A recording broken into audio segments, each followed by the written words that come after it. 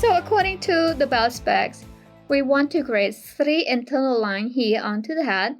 So to do that, I'm going to come over here to this Edit Pattern tool, click 1 to select. Then I'm going to click 1 right here on this edge of the fabric. Then right click.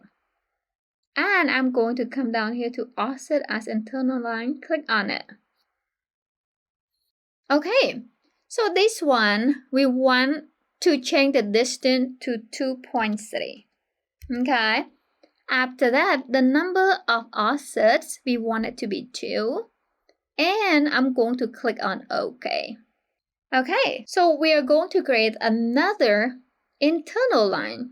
While this Edit Pattern tool is active, I'm going to just click right here on the edge of fabric again, right click, and then select Offset as Internal Line. Then this time, instead of 2.3, I'm going to type in 2.6. Then number of offsets, instead of 2, I'm going to change it to 1. Okay. Then I'm going to click on OK to confirm. Once again, guys, as you can see, by default, the internal line is selected. So I'm going to right click. And then I want to change that to the baseline right here. Select Convert to Baseline. Okay. All right.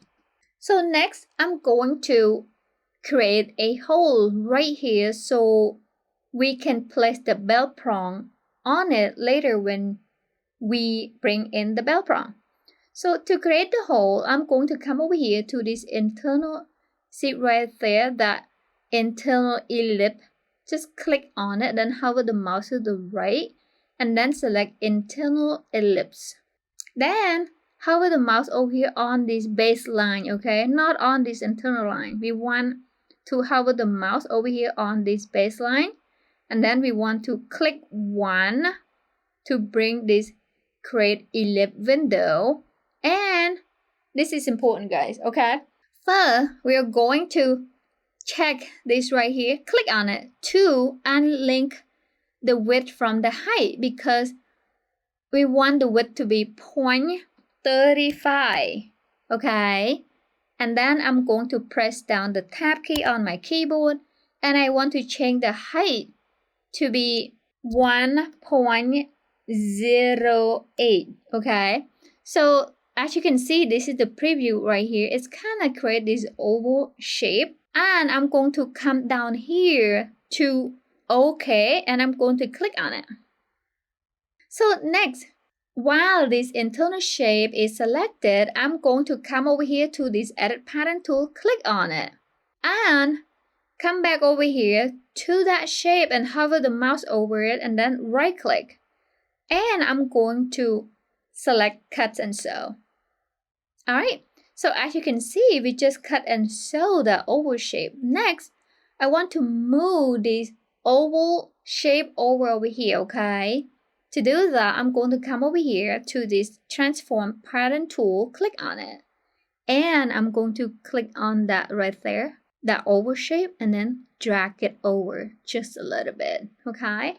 So while that oval shape is selected, I'm going to come over here to this Object Browser. And you see right to that circle fabric, the twirling arrow, I want to click on that because I want to apply the fabric onto the oval shape, okay? So we want all the circle going to that circle fabric.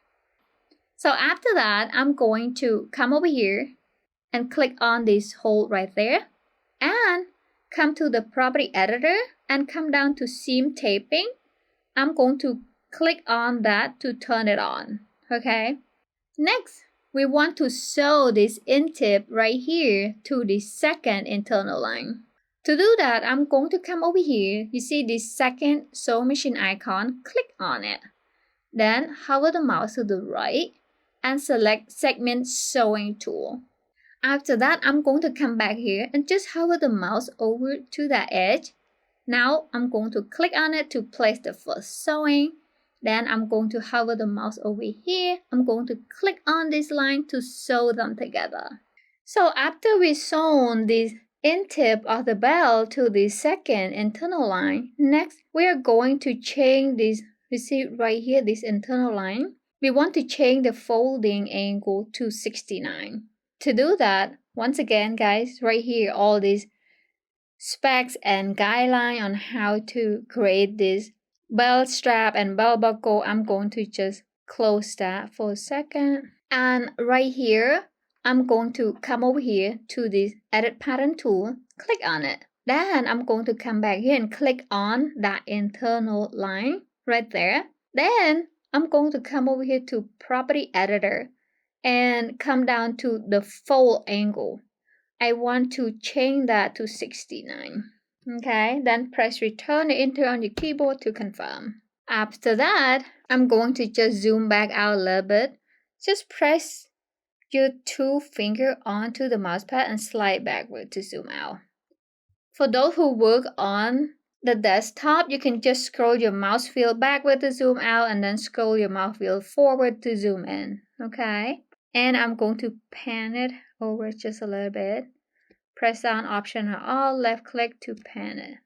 Alright, so we just create these 5 holes onto the belt strap as well as these eyelets, okay? Next, I'm going to apply the top stitches on to this belt strap.